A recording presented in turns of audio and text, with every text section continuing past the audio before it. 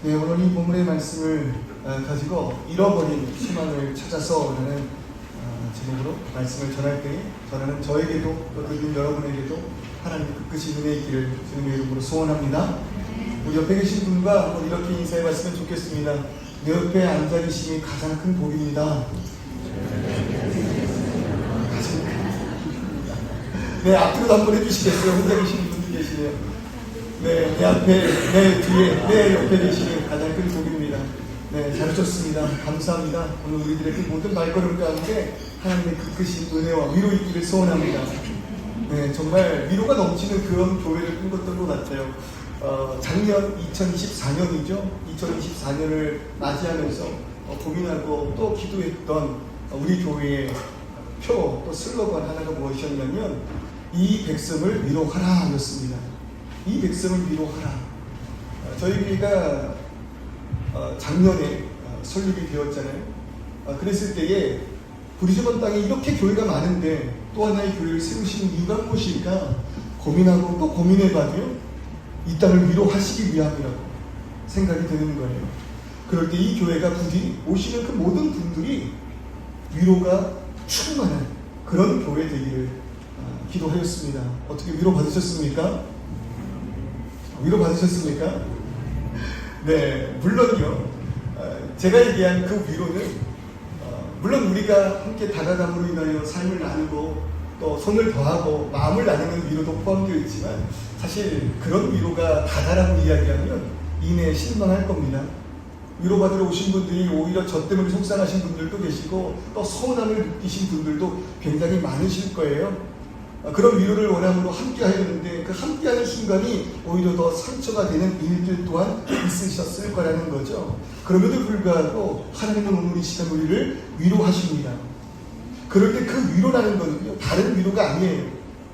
사람을 통한 위로가 아니라 하나님께서 함께하여 주셨다는 그 사실을 깨달음으로 이 예배가 위로가 되는 거예요. 그래서 제가 정말 유행어처럼 지금 2년 동안 외치고 또 외치고 외치는 구호가 있지 않습니까? 오늘 이 시간 우리가 예배하고 있다면 하나님이 나와 함께 하심의 증거다. 뭐가 증거라고요? 예배가.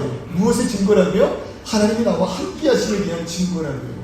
정말 그렇습니다. 오늘 처음 나오신 분들도 계실 거예요. 교회를 처음 와보시는 분들도 계실지도 몰라요. 떠났다가 오신 분도 계실지도 모르고 한 주간 어쩌면 그 마음 가운데 은혜를 누리지 못한 상태로 이 자리에 오신 분들도 계실 겁니다. 그러나 어떤 상황이든 어떤 환경에서든 오늘 이 시간 우리가 예배하고 있다면 우리의 모든 삶 속에 주님 함께 하시는 증거인 줄 믿으시길 바랍니다. 죄인된 인간은 다시 말씀드릴게요. 어떤 순간에도 예배할 수 없습니다. 죄인된 인간은요, 어떤 순간에도 할렐루야 그 외침에 아멘이라고 화답할 수 없다 이겁니다. 그런데 우리가 할렐루야 외침에 아멘이라고 화답하고 예배에 나와 아무 생각 없을지라도 이 자리에 앉아있다라는 것은요, 주님 나를 포기하지 않으시는 거예요. 주님 나와 함께 하시는 거예요. 그것이 위로 되기를. 그것이 위로 되기를. 그래서 성경이 말하는 위로는요, 우리 상황 개선에 초점 두지 않아요. 우리의 상황이 변하는 것에 위로가 있지 않고 어떤 상황 속에서 할지라도 하나님 계심을 깨닫는 데 중점 둔 것이 성경이 말하는, 그리고 주께서 우리가 허락하시는 위로입니다. 물론 때로는 우리들의 상황에 시선이 매몰되어 아무것도 보이지 않는, 그래서 불평과 불만, 원망만 가득한 순간들이라 할지라도요, 여러분 기억나십니까? 바로 그러한 순간에 하나님이 나에게 허락하신 것을 바라보게 하는 능력이 뭐라고요? 우리 지난주에 같이 나눴습니다. 불평과 불만, 원망, 고난 속에서도 하나님이 나에게 허락하신 것을 바라보고 직시하고 집중할 수 있게 하는 그 능력, 여러분 그것이 뭐라고요? 네, 감사일 겁니다. 감사하다 고백하는 그 순간, 여러분 이전에 내가 보지 못하고 있었던 하나님께서 이미 우리에게 허락하신 무한한 것들을 마주할 수 있게 된다 말씀드렸잖아요. 그러니까 감사하다 한번 해보시겠어요? 아니 비꼬지 마시고 감사하다 하지 마시고 정말 환성이에요. 감격이에요. 감사하다. 시작. 감사하다. 네, 그렇습니다. 보이는 것들이 있을 거예요. 하나님 이미 우리에게, 나에게 이 상황에 허락하신 많은 것들, 그리고 그것을 통해서 여전히 오늘 이 순간 나와 함께 하신 그 주님 발견하는 것, 그러므로 나의 낮은 것, 나의 잘남이 아니고 그 모든 것이 다 주의 은혜임을 고백하게 하십니다. 그 겸손한 자리에 함께하는 이 예배가 그러니 얼마나 귀해요. 여러분, 그것입니다. 다른 것 없어요. 우리의 신앙생활의 핵심이 있다면 바로 그것이에요. 하나님 인도하심을 잊지 않는 것, 그를 의지하는 것이 우리들의 삶의 목적인 것. 여러분, 이스라엘의 역사를 보아도 그렇습니다. 오늘 출애굽기 말씀을 보는데요, 출애굽기의 그 시작 어떻게 시작하였습니까? 한 가족의 텅 빈 자리에서부터 일어난 역사 아닙니까? 가나안 땅에 흉년이 가득할 때 야곱의 그 가족에 먹을 것이 아무것도 없는 바로 그 순간 하나님이 요셉을 통하여 애굽 땅에 이미 그 자리를 준비하셨고 예비하셨고 그들을 인도하사 그 땅 가운데서 먹고 마시며 애굽의 보호 아래 민족으로서 자라날 수 있게 된 거 아니에요. 더 나아가서 1장 5절의 말씀을 보십시오. 야곱의 허리에서 나온 사람들이래요. 지금 출애굽기의 그 모든 역사 가운데 이스라엘 민족의 시작을 이야기하는데 그 모든 이들이 야곱의 허리에서 나왔다 이야기합니다. 여기서 말하는 야곱의 허리가 뭐라고 예전에 설명드렸을까요? 무너진 자리라고요.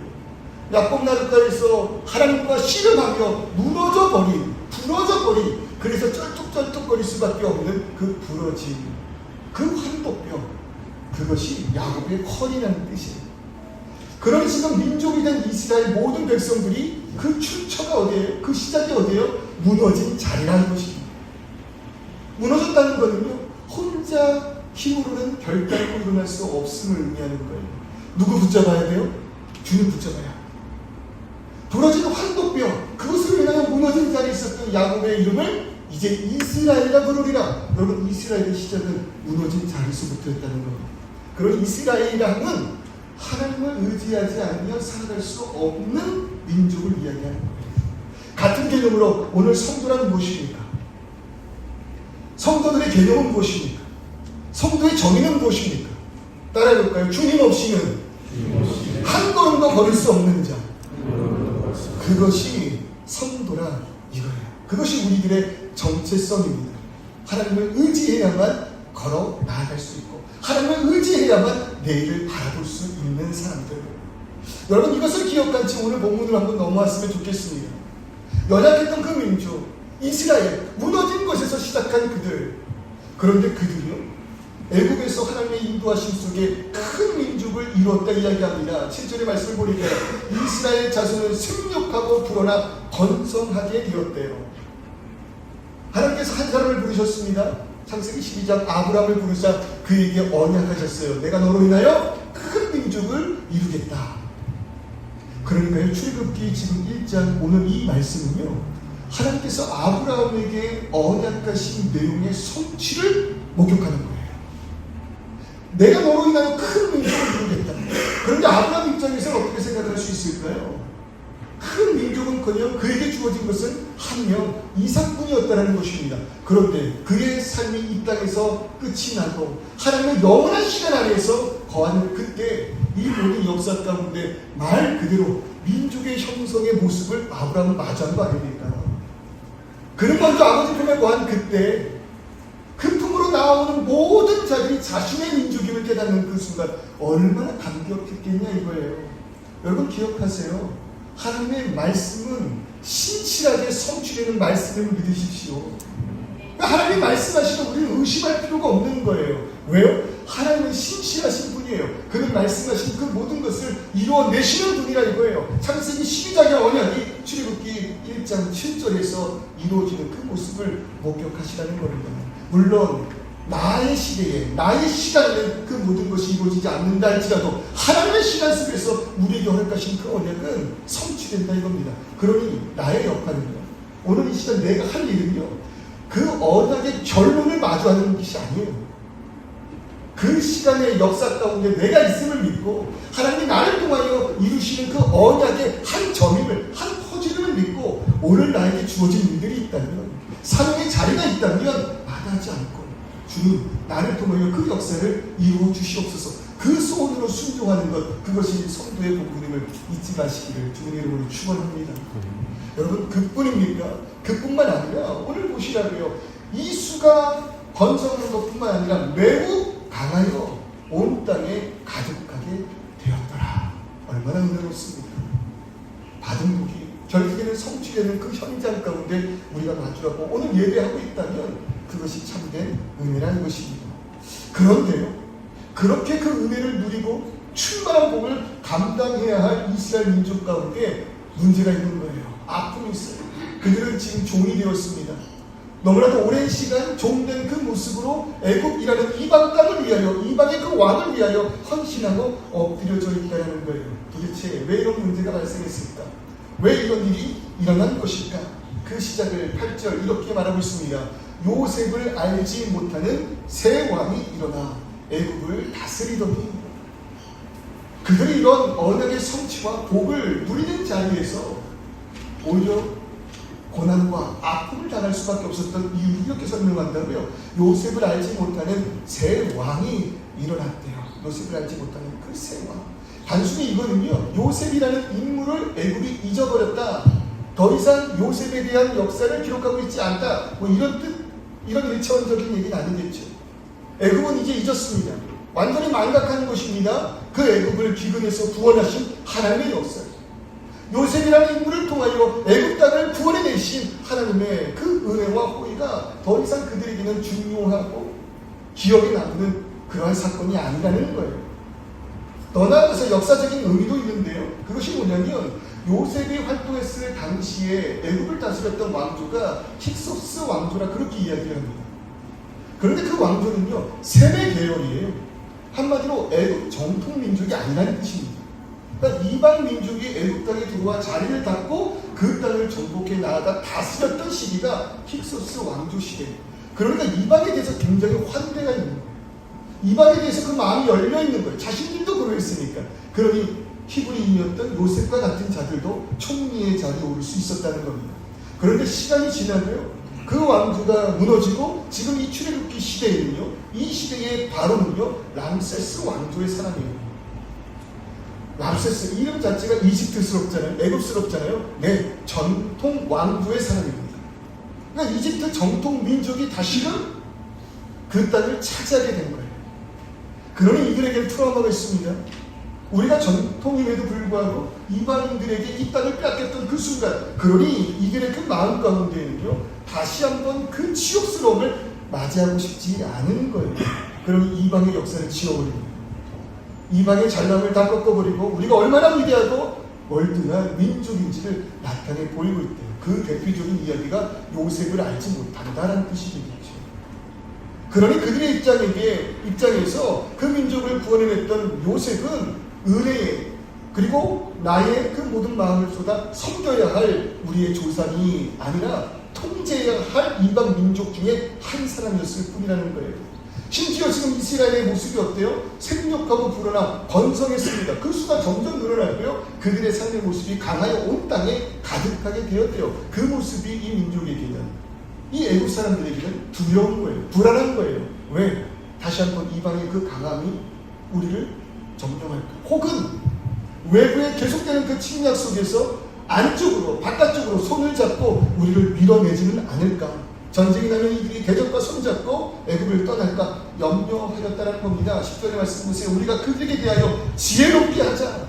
두렵건대 그들이 더 많게 되면 전쟁이 일어날 때에 우리 대적과 합하여 우리와 싸우고 이 땅에서 나갈까 하노라. 그러니 내린 그 계책이 뭡니까? 몸을 힘들게 하는 거예요. 싸울 힘도 없게. 아니 그 다른 생각과 마음을 품지 못하게 쉴 틈 없이 그들에게 노력을 지어 강제적으로 일을 하게 하였다는 겁니다. 그러면 그 민족이 얼마나 고난했겠어요? 고달팠겠어요? 힘들었겠어요? 내일을 꿈꾸지 못하고 내일의 소망 없이 오늘 열심히 일함으로 인하여 오늘 먹고 살아가는 것이 중요한 그런 민족, 그런 인생이 되었다는 거죠. 얼마나 비참합니까? 그런데 여기서 중요한, 이렇게 표현해 볼게요, 아이러니가 있습니다. 그것이 뭐냐면요, 이스라엘이 지금 고통을 당하게 된 직접적인 이유가 뭐냐면 그들이 생육하고 불어나 번성하고 매우 강하여 온 땅에 가득해졌기 때문입니다. 람세스 왕조가 경계해야 할 만큼 지금 이들의 수가 불어났고 그들의 힘과 능력이 강해졌기 때문이라는 거예요. 여러분, 이건 복이지 않았습니까? 이들이 강대해진 그 원인은 무엇입니까? 하나님의 신실하신 언약 아니었습니까? 하나님께서 그들에게 언약대로 복을 주셨고 그 복 때문에 이들은 강대하게 된 거예요. 번성하게 된 거예요. 그런데 그로 인하여 애굽은 두려워했고 그것 때문에 이스라엘 민족을 핍박하기 시작했다는 겁니다. 다시 말해서요, 그들 곁을 떠난 하나님으로 인하여 고난받은 것이 아니라 오히려 하나님의 언약이 그들에게 이루어졌기 때문에 민족이 고난에 처했다는 겁니다. 어떻게 그럴 수 있을까 생각해 보지만요, 아니요, 우리의 삶 가운데에서도 이러한 일들을 자주 목격하게 됩니다. 하나님께서 우리에게 주신 은혜가 있습니다. 그것이 얼마나 큰지 우리의 자리가 넓어지고요, 우리가 누리는 것들이 많아지고요, 그리고 우리가 또 그 가운데 책임져야 되는 것들이 점점 커지게 돼요. 그런데 바로 그러한 누리는 것들 때문에, 그 자리 때문에 새로운 부담이 생깁니다. 또 많은 갈등이 시작된다 이겁니다. 사람들의 시선이 예전과 좀 달라지는 것 같아요. 조그만 것에서 서로 하하고 감싸고 감격했는데 더 큰 기대와 요구가 커지고요, 그로 인해서 내가 감당해야 할 것들이 은혜가 아닌 부담으로 변해버립니다. 그러니 중요한 거는요, 복도 복인데 우리에게 허락하신 은혜 또한 은혜인데 그 복을 둘러싼 그 상황, 그것들을 누리는 우리들의 신령이 중요하다요. 삶이 풍성해졌는데 마음은 더 불안해지고 자리가 높아졌는데 오히려 더 외로워지는 일들, 복이 잘못된 것입니까? 아니요, 결코 그렇지 않아요. 오히려 허락하신 복이 너무 많으므로 그 복을 감당치 못하는 우리들의 문제인 거예요. 그러니 중요한 것이 무엇입니까? 복을 주시는 것뿐만 중요한 것이 아니라 그것을 누릴 수 있는 우리들의 신령과 마음과 믿음과 신실함의 그 능력이 있기를 우리는 기도해야 한다는 거예요. 아무리 많이 주셔도요, 그것 때문에 무너지는 자리들이 있습니다. 풍족한 것으로 인하여 무너지고 하나님의 그 심판의 자리에 서게 될 수밖에 없는 그러한 분들이 계십니다. 저주가 아니에요. 더 많은 복을 주셨어요. 더 많은 하나님을 사랑할 수 있는 기회들과 더 많은 하나님을 향하여 사역할 수 있는 자리로 인도하셨어요. 그런데 그것이 오히려 더 큰 화가 될 수 있는 그 이유, 그것을 감당할 능력과 힘을 우리가 구하지 않았기 때문이라 이것입니다. 그럴 때 하나님께서 요셉을 알지 못하는 새 왕을 통하여 그들의 삶 가운데 고난을 허락하셨어요. 그것을 통하여 무엇을 이루고자 하시는 것인가? 이렇게 질문해 볼까요? 그렇다면 이루어진 언약과 복, 우리에게 허락하신 것들이 참 많잖아요. 그 복을 진정으로 누릴 수 있는 힘은 무엇일까요? 그 방법은 무엇일까요? 이렇게 제가 정해봅니다. 따라해보세요. 복 주신 이유를 기억하자. 네? 그 복 주신 이유를 기억하는 것. 그것을 인하여 하나님께서 우리에게 허락하신 것을 어떻게 사용해야 할까? 우리가 질문할 때 하나님 우리에게 말씀해 주시겠죠. 왜요? 하나님은요, 우리에게 복 주신 것이 목적이 아니에요. 하나님께서 그들에게 애굽 땅을 주신 것이 목적이 아니에요. 그들의 수를 생육하고 불어나 번성하며 매우 강하게 하신 것이 목적이 아니에요. 이것은 그의 뜻을, 그의 소망을 이루시기 위한 은혜의 도구라 이겁니다. 우리에게 많은 것들을 허락하셨습니까? 물질을 주셨습니까? 그것이 복의 목적이 아닙니다. 그것들을 누리고 그것으로 인하여 우리의 삶에 윤택하고 문제가 없게 하시는 것, 그것이 허락하신 목적이 아니라는 거예요. 우리의 교회의 모습을 볼까요?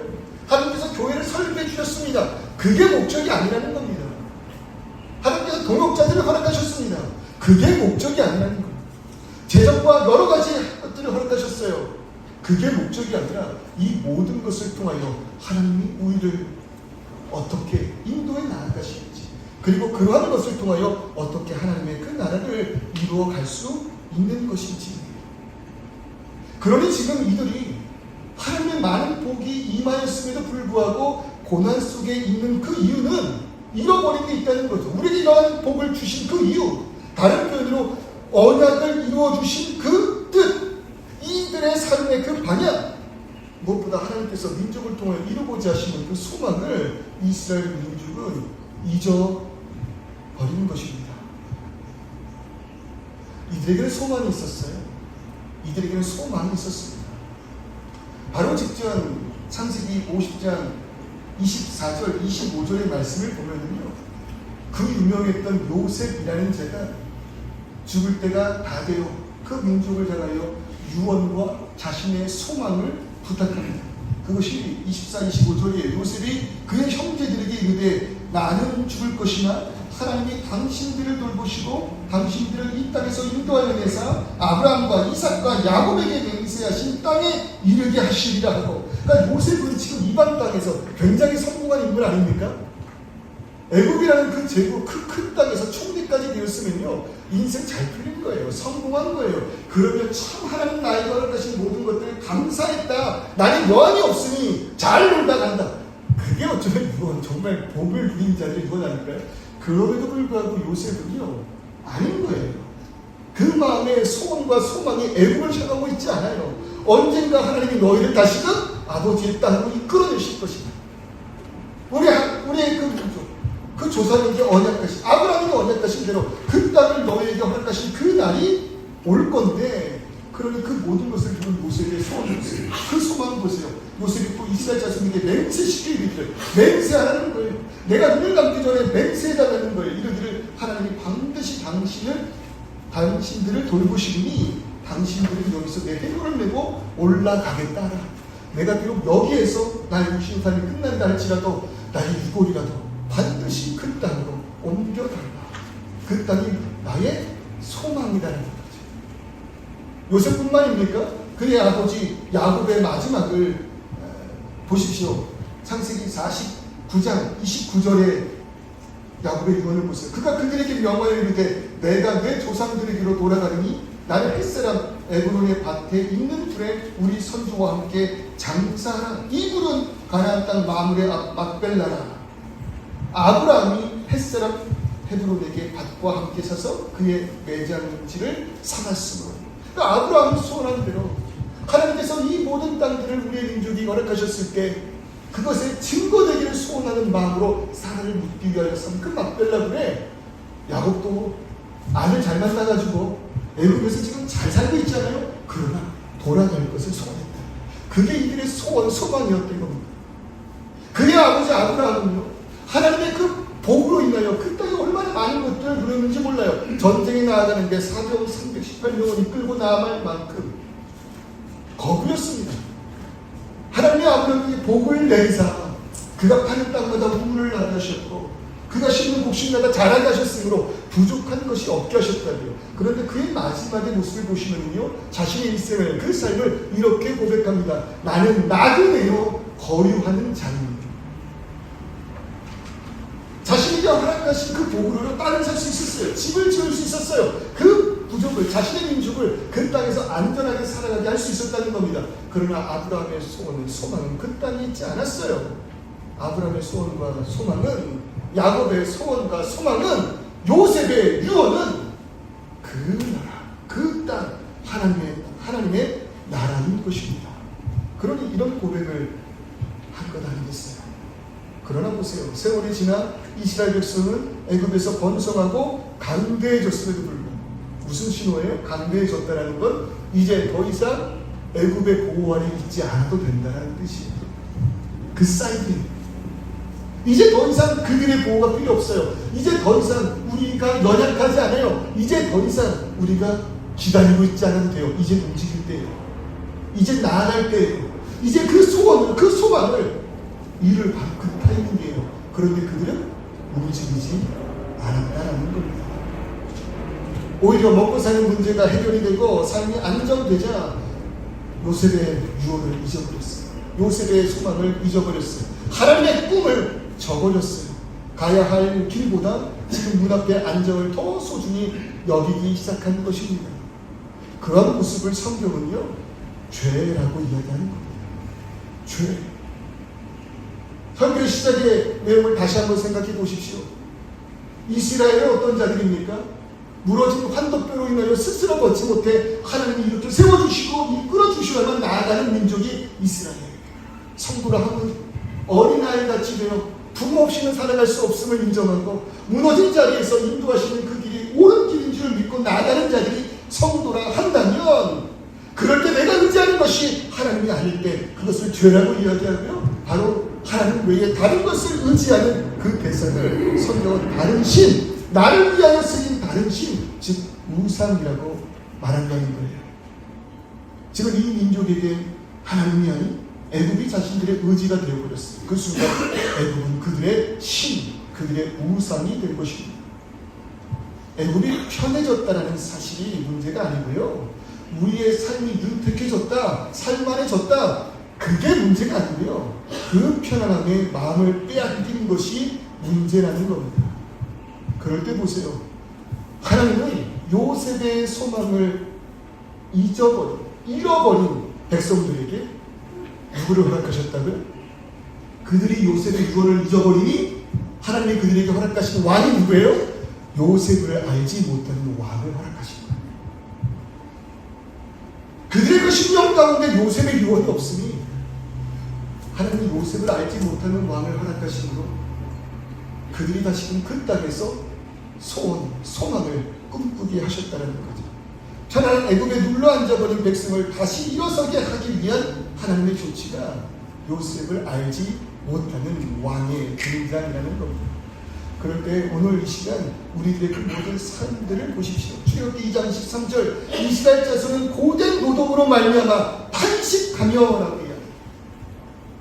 어쩌면 이미 허락하신 것들이 너무나도 많은 분인데, 그리고 우리가 기도했던 것들, 우리가 소원했던 것이 다 이루어진 지금 오늘 이 순간인데, 그 뭐라고 한국 땅에서 삶의 무언가 변화를 위하여 기도하고 예배하였을 때 호주에 온 것이 하나님의 응답 아닙니까?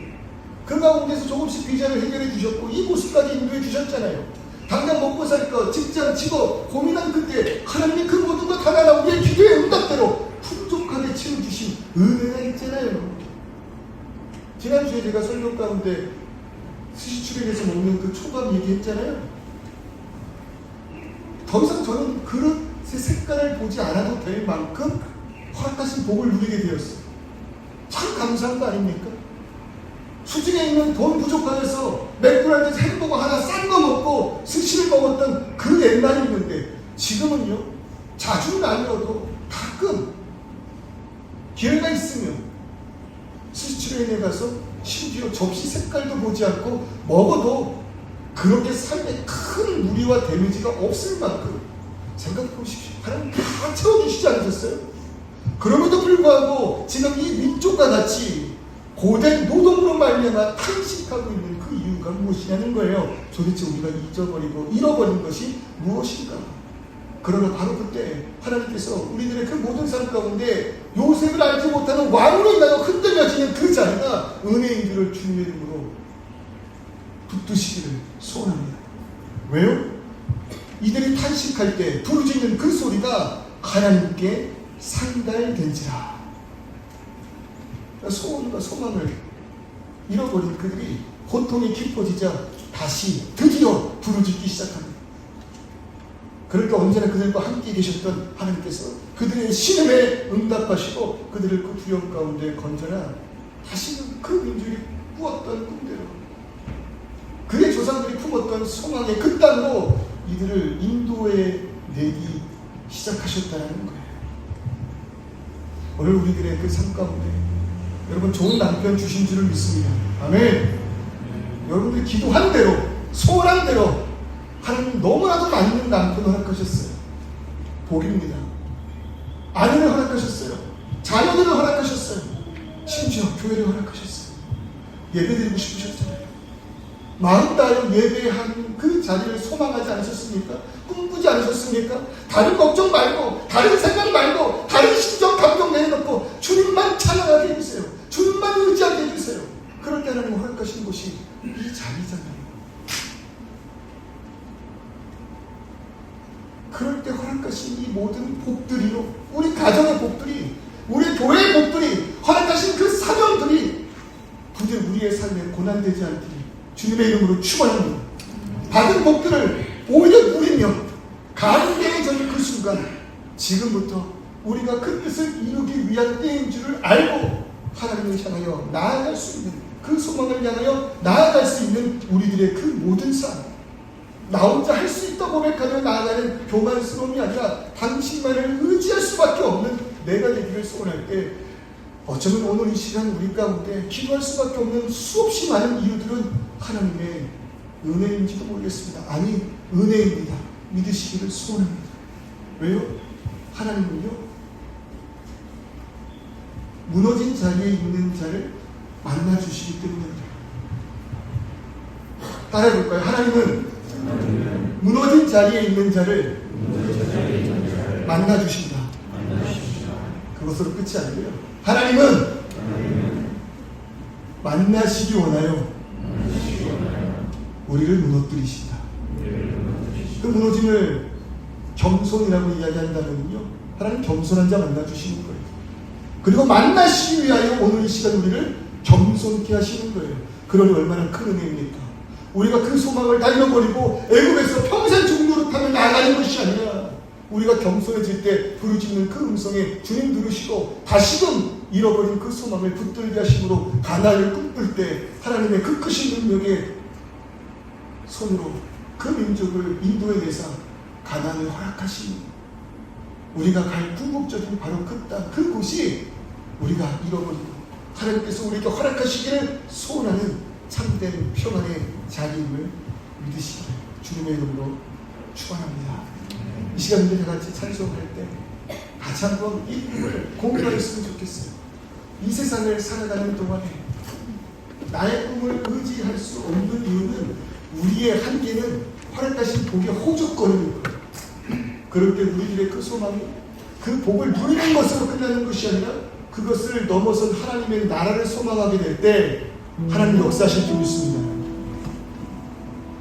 겨우 이 예배의 자리가 마련됐는데 여기 안에서 우리끼리 허덕허덕거리는 그 모습으로 무너져가는 교회가 되는 것이 아니라 그 은혜에 감격하며 복을 누리기 위하여 허락하신 그 상의 자리에 서기를 원하실 때, 그리고 제가 그 자리에서 흔들리지 않으므로 이 교회를 대한 하나님의 그 꿈에 눈을 떼지 않을 때 기대하십시오.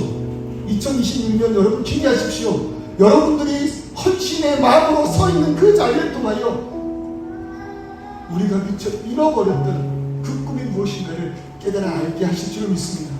하나님, 이 무리지원 땅에 분명히 큰 뜻이 있습니다. 소원이 있으십니다. 많은 이들이 그것을 망각하고 있을 때 그걸 기억하는 자들 되시기를 소원합니다. 그러니 하나님의 꿈이 나의 비전 되기를, 그것을 이루어 나갈 수 있도록 예수님의 꿈이 나의 인격이 되고 성령님의 그 권능이 나의 능력 되기를 원하고 바라고 기도할 때 우리 안에 사명의 꿈을 회복시키실 줄 믿습니다. 한번 같이 한번 찬송해 볼까요? 내